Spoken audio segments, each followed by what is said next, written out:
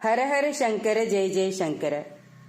நம்ம வாழ்க்கையில ஏன் இவ்வளவு கஷ்டப்படுறோங்கிற கேள்விக்கும் அதுலேருந்து எப்படி தப்பிக்கிறதுங்கிற கேள்விக்கும் மகா பெரிவா ரொம்ப அழகா பதில் சொல்லியிருக்கார். நம்ம வாழ்க்கையில நடக்கிற எல்லாத்துக்குமே நம்மளோட கர்ம வினைதான் காரணம். நம்ம எதை விதைச்சோமோ அதுக்கான பலனை அனுபவிச்சு தான் ஆகணும். நல்லதை விதைச்சிருந்தா நல்லது நடக்கும், கெட்டதை விதைச்சிருந்தா கெட்டது தான் நடக்கும். இதை சத்கர்மா துர்கர்மான்னு சொல்லுவா. நாம் விதைச்ச நல்லது கெட்டதை அனுபவிச்சு தீக்கிறதுக்காக தான் பூமியிலேயே பிறந்திருக்கோம். அதில் எந்த ஒரு மாற்றமும் இல்லைன்னாலும் நாம் நடந்துக்கிற விதத்தில் கர்ம வினையால் ஏற்படக்கூடிய பாதிப்புகளை நம்மளால குறைச்சிக்க முடியும்னு மகா பெரியவா சொல்கிறார். தரையில் முள் இருக்கு, நாம் பார்த்து நடக்காமல் காலில் குத்திக்கிறோம். ஆனால் முள் காலை குத்திடுத்துன்னு சொல்கிறோம். எங்கேயோ ஒரு ஓரமாக கல் இருக்கு, அதை பார்க்காம நடந்துட்டு நாம் தான் அதில் போய் இடிச்சுக்கிறோம். ஆனால் கல் இடிச்சிடுத்துன்னு சொல்கிறோம். முள் நம்மளை தேடி வந்து குத்தித்தா இல்லை கல் தான் நம்மளை தேடி வந்து இடிச்சுதா?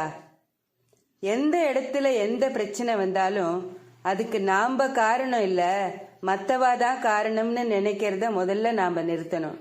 அப்போ நம்மளோட முதல் எதிரியான கோபம் நம்மளை விட்டு போயிடும். தெரிஞ்சோ தெரியாமையோ நாம் எந்த ஜென்மத்திலேயோ செஞ்ச பாவத்துக்கான தண்டனையை பல ஜென்மங்கள் கழித்து அனுபவிக்க வேண்டிய நிர்பந்தம் நமக்கு வருது. எதுக்காக நமக்கு இந்த பிரச்சனைங்கிற கேள்விக்கான பதிலை நம்மளால கண்டுபிடிக்கவே முடியாது. அந்த பாவம் நம்மளை விடாமல் பின்தொடர்ந்து வந்து சமய சந்தர்ப்பம் பார்த்து அதுக்கான தண்டனையை கொடுக்குமா. அதுதான் கர்ம வினை. சரி, இந்த கர்மாலேருந்து எப்படி தான் தப்பிக்கிறது? வாழ்க்கை பூரா கஷ்டப்பட்டுட்டே தான் இருக்கணுமா? அப்படியெல்லாம் இல்லை. சுலபமான இந்த 3 வழிகளை பின்பற்றினா அதுவே நம்மளை கஷ்டத்துலேருந்து வெளியில் கொண்டு வந்துடும். முதல்ல நாம் நல்ல வார்த்தைகளாக பேசணும். அடுத்தவாக்கிட்ட நாம் நல்லதை பேசினா அவளும் நல்லதை மட்டும்தான் பேசுவா. நம்ம வாயிலேருந்து எந்த மாதிரியான வார்த்தைகள் வெளியில் வருதோ அதுதான் திரும்பியும் நமக்கு வரும். நாம் கோபமாக கெட்ட கெட்ட வார்த்தையாக பேசினோன்னா எதிராளியும் அப்படியே பேசுவா. அது நம்மளை நிம்மதி இல்லாமல் பண்ணிடும். எதிராளி தப்பாக பேசினாலும் நாம் அமைதியாக அந்த இடத்துலேருந்து நகர்ந்துட்டா கொஞ்ச நேரத்தில் தப்பாக பேசினவனே தன்னோட தப்பை உணர்ந்துடுவான். ரெண்டாவதா நம்மளோட எண்ணங்கள். எப்பவும் அடுத்தவாளை பற்றி நல்லதாகவே நினைக்கணும். இப்படி நாம் நினைச்சோன்னா அடுத்தவாளும் நம்மளை பற்றி நல்லதாக தான் நினைப்பா. நல்ல எண்ணம் எப்பவுமே நமக்கு நல்லதை தான் தரும், கஷ்டத்தை தராது. எதிர்மறையான கெட்ட எண்ணத்துக்கு எந்த சூழ்நிலையிலையும் நம்ம மனசுல இடம் கொடுக்கக்கூடாது. மூணாவதா நாம எந்த ஒரு வேலையை செஞ்சாலும் அந்த வேலை மூலமா அடுத்தவாளுக்கு சின்ன கஷ்டம் கூட வராத அளவுக்கு செய்யணும். இப்படிலாம் வாழ்ந்தா பிழைக்க முடியாதுன்னு நினைக்க கூடாது. இன்னைக்கு நாம் அடுத்தவாளை பத்தி சிந்திச்சோன்னா நாளைக்கு நம்மளை பத்தி அடுத்தவா சிந்திப்பா. அவ எக்கேடு கெட்டா போனா எனக்கு என்ன அப்படின்னு நாம நினைச்சோன்னா நாம் எக்கேடு கெட்டு போனாலும் பரவாயில்லன்னு அவளும் நினைப்பா.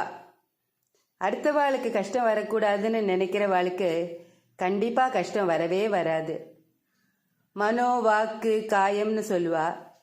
மனசால வாக்கால அதாவது பேச்சால, காயம்னா உடம்பு.